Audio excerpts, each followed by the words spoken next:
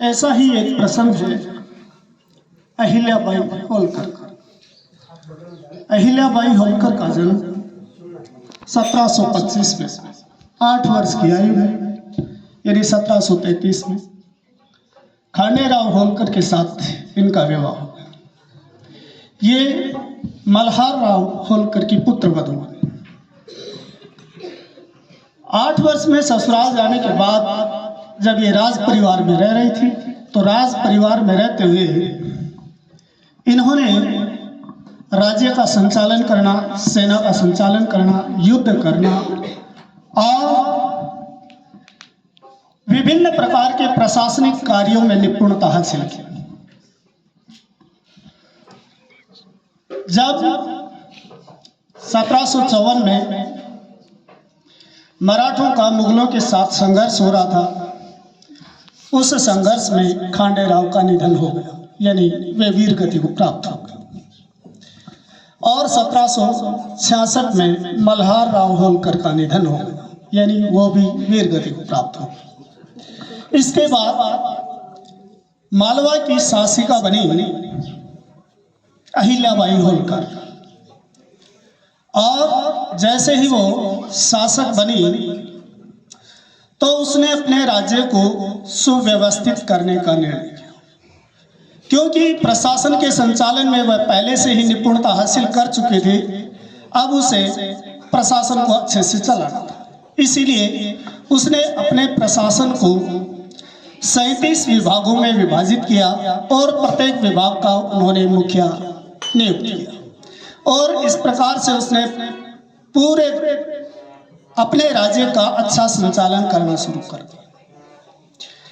इसी प्रक्रिया में उन्होंने अपना राजनीतिक वर्चस्व यानी कि निपुणता हासिल की थी।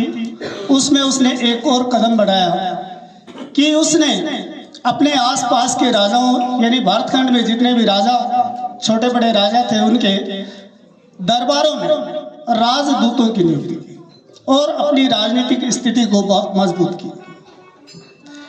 इसी के साथ साथ वे एक धार्मिक शासिका थे। वह हमेशा सुबह ब्रह्म मुहूर्त में उठने के बाद हमेशा भगवान शंकर की आराधना करते थे, और भगवान शंकर की आराधना करने के बाद वह अपने राजकार्यों में लगती थी और दान पुण्य का कार्य करती थी। इसी क्रम में उसने नर्मदा की जो परिक्रमा करने वाले तीर्थ यात्री हुआ करते थे, उनके लिए रहने, खाने पीने, रहने की जो व्यवस्था थी वो राज्य की ओर से। इसी के साथ साथ इन्होंने पूरे भारतवर्ष में लगभग 1 दर्जन से अधिक मंदिरों का निर्माण करवाया, जिनमें से प्रमुख है सोमनाथ का मंदिर, जो कि समुद्री लहरों से टूट चुका था, उसका उसने निर्माण करवाया। इसके साथ साथ जो अयोध्या में राम मंदिर बना हुआ था, जिसके ऊपर दोबारा से पुनर्निर्माण अब चल रहा है, उस मंदिर का जीर्णोद्धार आपने करवाया। और इस प्रकार से उन्होंने अपनी प्रजा का भी धर्म के प्रति सन्नाटा रहने का संदेश दिया। इसी के साथ वह सैन्य संचालन में भी निपुण थी।